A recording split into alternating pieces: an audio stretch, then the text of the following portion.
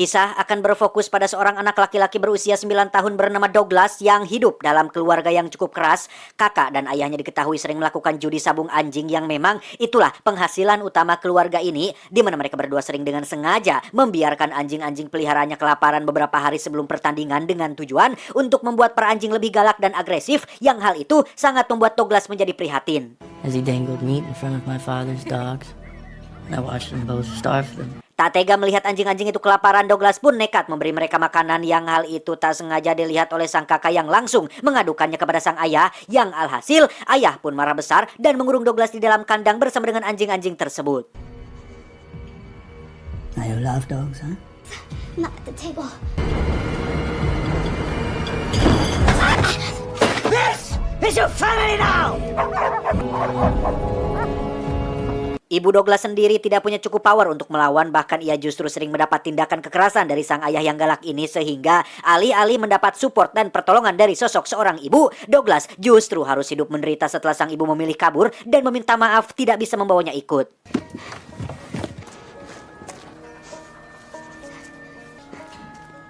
That was sweet.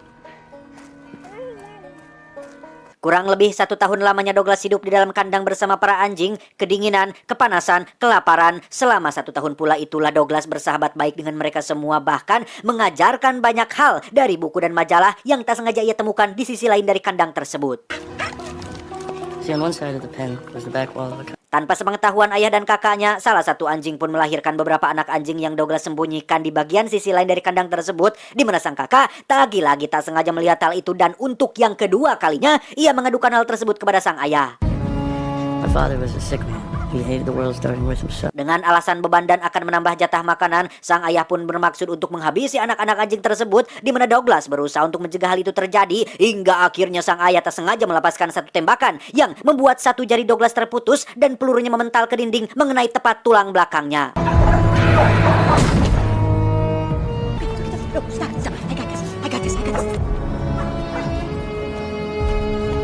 Di detik-detik krusial itulah Douglas memasukkan potongan jarinya ke dalam plastik dan memerintahkan salah satu anjing untuk pergi datangi mobil polisi sesuai yang ada di buku, hingga akhirnya kejahatan sang ayah dan kakak pun terbongkar, yang membuat keduanya dijebloskan ke dalam penjara atas kasus pengurungan dan penganiayaan.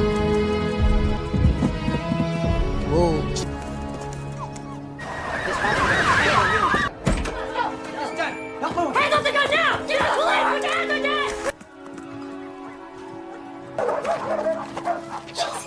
Taking it out, so with every step I take. Sang kakak dihukum 8 tahun penjara, sementara ayahnya ditemukan tewas akibat bundir 2 minggu setelah hakim ketok palu. Dan untuk Douglas sendiri, ia dikirim ke sebuah panti asuhan yang gara-gara peluru yang bersarang tepat di tulang belakangnya, Douglas dinyatakan cacat seumur hidup dan harus duduk di atas kursi roda selamanya. Hal itulah yang membuatnya tidak punya teman dan seringkali hanya berdiam diri di kamar menyaksikan anak-anak sebayanya bermain di luar, di mana hidup Douglas seketika berubah saat muncul seorang gadis bernama Selma, anak yatim piatu yang juga tinggal di tempat tersebut dan bertugas sebagai seorang pustakawan yang sering mengadakan pertunjukan teater kecil-kecilan, di mana Douglas diajak terlibat dalam pertunjukan tersebut yang membuatnya menjadi seolah hidup kembali dan punya semangat untuk menjalani hari-hari.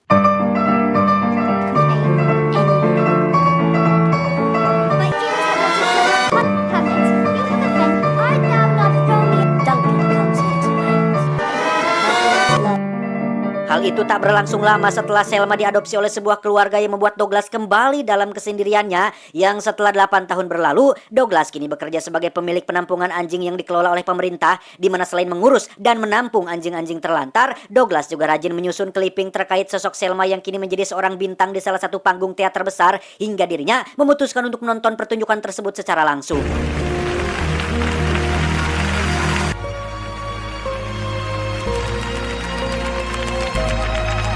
Untuk pertama kalinya setelah 8 tahun berpisah, Douglas akhirnya bisa berjumpa kembali dengan sosok cinta pertamanya, yang meskipun usianya jauh lebih tua, Selma tetap menjadi yang nomor 1 dalam hatinya. Alih-alih melanjutkan kedekatan mereka yang sempat terputus, Douglas justru harus mengalami rasa sakit untuk yang kesekian kalinya ketika Selma sudah punya tambatan hati lain dan berencana untuk menikah dalam waktu dekat ini. It's true artistry, man. Wow, wow, wow. So stupid. Pada akhirnya, Douglas pun menyadari satu hal bahwa berharap kepada manusia hanya akan menimbulkan kekecewaan. Semakin besar harapan, semakin besar pula kekecewaan yang didapatkan. Hingga akhirnya ia yakin untuk mendedikasikan seluruh hidupnya pada anjing dan mengganti nama panggilannya menjadi manusia anjing. Genuine, true, pure. Dan inilah Damarulan. Loh, dan inilah Dogman.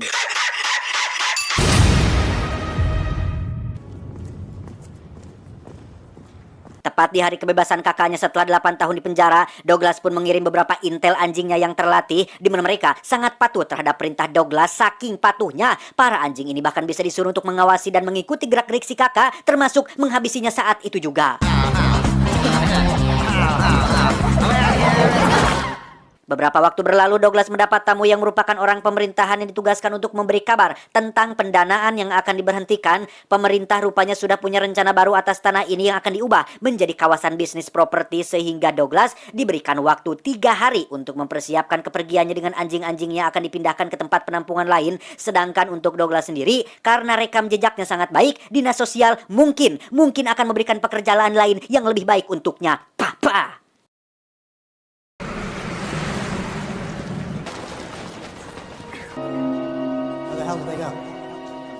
Dan ya, Douglas pun membawa kabur semua anjingnya ke tempat baru yang merupakan gedung bekas sekolah yang sudah lama ditinggalkan. Daripada berpisah dengan para anjing, Douglas lebih baik membawa mereka ke tempat lain dan memulai semuanya dari nol lagi. What man ought that counsel? Violate who I am. So Romeo, call me love. Did you ever see Selma again? Karena tetap butuh uang untuk bertahan hidup, apalagi untuk memberikan makan anjing-anjingnya, Douglas pun mulai mencari-cari pekerjaan di daerah tersebut yang dari sekian banyak tempat yang ia datangi, tak satu pun dari mereka menerima Douglas bekerja akibat dari kondisi cacat yang dialaminya.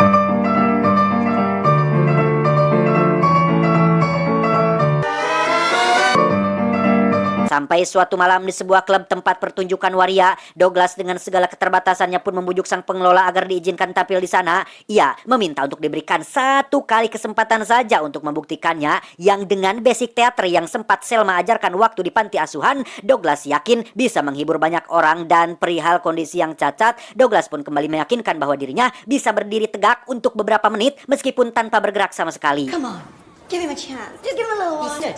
Come on, Rodney, please. Oh, for me. No, Berkat bantuan dari para si cantik, Douglas akhirnya diberikan kesempatan untuk 1 kali tampil, di mana kedua teman waria yang baik hati pun dengan tulus membantu Douglas untuk berdiri sebelum akhirnya ia mulai bernyanyi.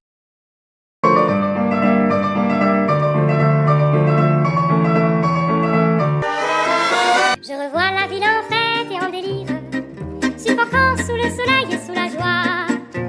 Dan ya, Douglas ternyata punya suara penyanyi teater yang sangat bagus, yang sekali lagi itu tak lepas dari campur tangan Selma yang rutin melatihnya di panti asuhan dulu, sehingga penonton termasuk pengelola pun memberikan tepuk tangan yang sangat meriah, di mana Douglas yang sudah berdiri selama lebih dari 2 menit pun mulai goyah, tapi berhasil diselamatkan oleh 2 teman cantik yang terus menunggunya di samping panggung. Beberapa bulan setelah resmi diterima sebagai penghibur di klub tersebut, Douglas terlihat sedang membuat kue dengan dibantu oleh para anjing yang dengan begitu cerdasnya bisa membawakan setiap bahan sesuai dengan apa yang Douglas perintahkan, seolah mereka bisa mengerti apa yang Douglas ucapkan, yang akhirnya Douglas menyadari satu hal, bahwa kemampuannya berkomunikasi dengan anjing dan kesetiaan yang mereka tunjukkan dapat dimanfaatkan untuk sesuatu yang lebih besar daripada ini. Dengan alasan keadilan untuk si miskin, Douglas menggunakan anjing-anjing setianya untuk mencuri dari si kaya tanpa rencana yang rumit dan penyamaran yang ribet. Anjing-anjing ini bisa dengan mudah masuk ke dalam rumah seorang ibu pejabat dan mencuri kalung berharga miliknya. I think that when society rejects a child, makes them an outcast, they take everything that was never given. Sejak saat itu, Douglas pun mulai rutin mencari target baru yang pastinya orang-orang kaya dan kebanyakan para pejabat yang disinyalir melakukan korupsi, di mana nama besarnya sebagai Dogman pun mulai dikenal oleh masyarakat sekitar yang mendukungnya berkat bantuan uang yang sering ia sedekahkan.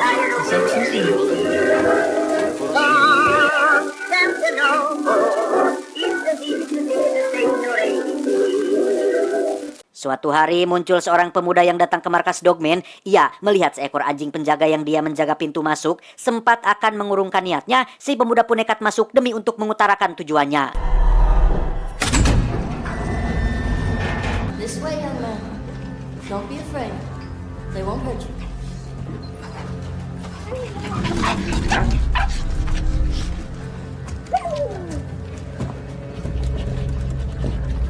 Ternyata pemuda ini adalah anak dari salah satu pemilik toko yang ada di daerah tersebut. Ia mendapat perintah dari ibunya untuk curhat perihal kelompok preman yang belakangan ini meresahkan warga, terutama para pedagang kecil, di mana maksud dan tujuannya datang ke sini adalah tidak lain dan tidak bukan untuk meminta bantuan Douglas aka Dogman agar para preman itu tidak lagi memalak para pedagang kecil di kawasan ini.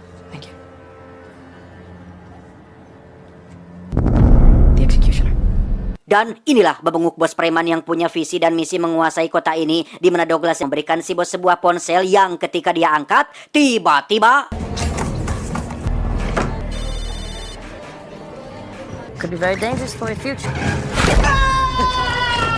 ya, Douglas mengirim satu anjing lagi untuk melakukan intimidasi dengan cara menggigit kantong menyan si bos, di mana Douglas meminta beliau agar segera pergi dan jangan ganggu ketentraman kota ini jika tidak ingin aset berharganya habis dilahap oleh anjing tersebut. Got it now? Yes. We have a deal?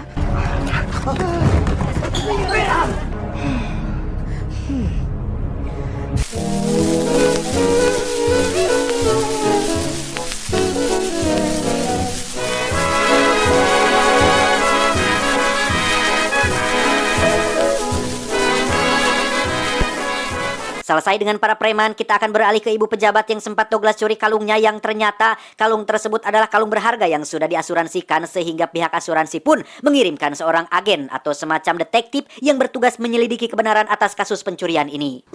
Ma'am. Si detektif pun memulai penyelidikannya dengan memeriksa rekaman CCTV yang terpasang di rumah si ibu pejabat.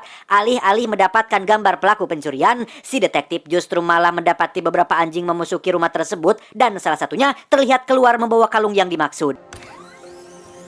Back it up. Disitulah si detektif teringat dengan kasus pencurian lain yang sama-sama melibatkan anjing sebagai pelakunya, yang setelah dicocokkan, ia akhirnya 100% yakin jika anjing-anjing inilah pelakunya. Bahkan saat ditelusuri lebih lanjut, terdapat satu rekaman CCTV jalan yang menunjukkan seorang pria berkursi roda yang sedang menggiring anjing-anjingnya, sehingga terbongkarlah sudah aksi pencurian yang dilakukan oleh si Douglas ini. Blue, but then Tak butuh waktu lama bagi detektif untuk menemukan lokasi tempat Douglas biasa tampil, di mana si detektif berpura-pura ngefans kepada Douglas, bahkan mengajaknya untuk makan malam, tetapi Douglas yang masih normal pun menolaknya dengan sopan agar tidak terjadi salah paham. You made my night. Quite often. Tak menyerah begitu saja, si detektif pun membuntuti Douglas sepulang kerja. Dengan perlahan ia pun berjalan memasuki gedung sekolah tua ini dan mengacungkan sepucuk pistol pada anjing penjaga yang ada di depan pintu masuk. Melihat anjingnya dalam bahaya, Douglas pun segera membuka pintu dan membiarkan si detektif masuk. Setibanya di dalam, si detektif langsung mengutarakan tujuannya datang ke sini adalah untuk mengambil kembali kalung berharga milik kliennya, dan tanpa banyak basa-basi, Douglas pun memberitahu tempat di mana kalungnya disimpan. Oh, fuck yes. Bukannya langsung mantog, si detektif justru malah melakukan kesalahan besar ketika ia termakan jebakan Douglas yang mengajaknya makan malam tanpa sadar jika di kanan kirinya sudah ada 2 ekor anjing yang siap menerkamnya.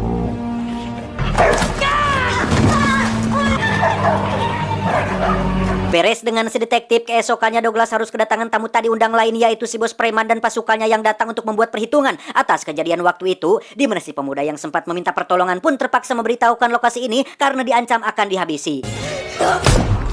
Dan ya, Douglas yang sedang siap-siap berangkat kerja pun akhirnya mengetahui kedatangan mereka setelah mendengar suara tembakan yang dilepaskan si bos kepada si pemuda, sehingga Douglas dengan segera menyuruh para anjing untuk bersiap melakukan perang melawan para preman ini.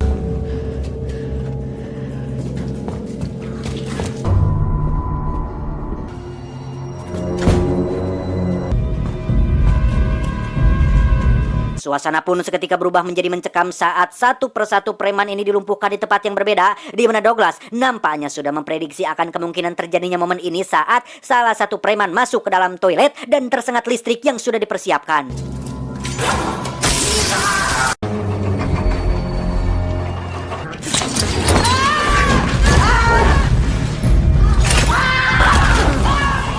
Dan ya, si bos pun langsung ketar-ketir saat menyadari semua pasukannya telah habis, sehingga ia pun dengan cepat menghubungi anak buahnya yang masih berada di luar gedung untuk segera masuk dan membawa senjata berat.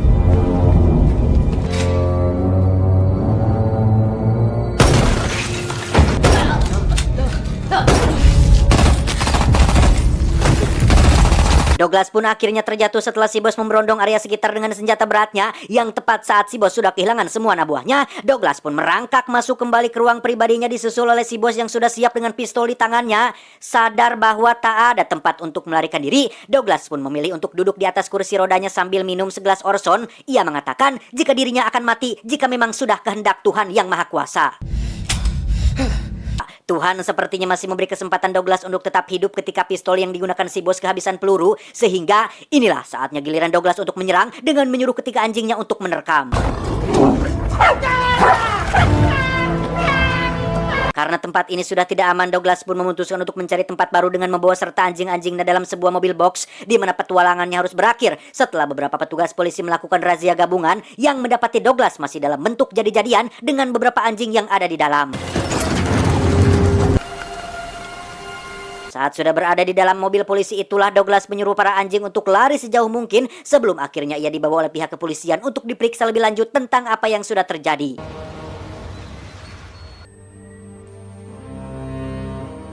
Dia bernama Dr. Evelyn, psikolog yang ditugaskan untuk memeriksa kejiwaan Douglas, di mana mereka berdua terlibat percakapan yang cukup panjang dan mendalam terkait latar belakang kehidupan Douglas, termasuk rentetan kejadian yang sudah Douglas jalani. Dengan penuh kejujuran, Douglas pun menceritakan semuanya secara detail, penderitaan, kekerasan, pengkhianatan, dan kekecewaan yang menimpanya, yang pada intinya Douglas sudah kehilangan kepercayaannya kepada manusia hingga ia menganggap bahwa anjing-anjingnya lebih baik dari kita semua. Terlebih lagi, ia punya kemampuan untuk berkomunikasi dengan anjing sehingga membuat Douglas bisa lebih mengerti perasaan anjing ketimbang perasaan seseorang yang baru diputuskan. Terlepas dari harga beras yang semakin naik, Douglas sadar bahwasannya ia akan dihukum sangat berat atas kasus pembantaian para preman. Namun kembali lagi, Douglas hanya bisa pasrah meskipun harus dihukum mati sekalipun, karena tiap-tiap yang berjiwa akan merasakan mati. Dan sesungguhnya hari kiamat sajalah disempurnakan pahalamu. Barang siapa dijauhkan dari neraka dan dimasukkan ke dalam surga, maka sesungguhnya ia telah beruntung. Kehidupan dunia itu tidak lain hanyalah kesenangan yang memperdayakan. Meskipun Douglas moh-mohan untuk mati, sekalipun ia lari ke dalam lubang spiteng yang terdalam sekalipun, kematian tetap akan menjemputnya, sehingga apalah daya jika sudah waktunya mau diapakan lagi, tobatlah.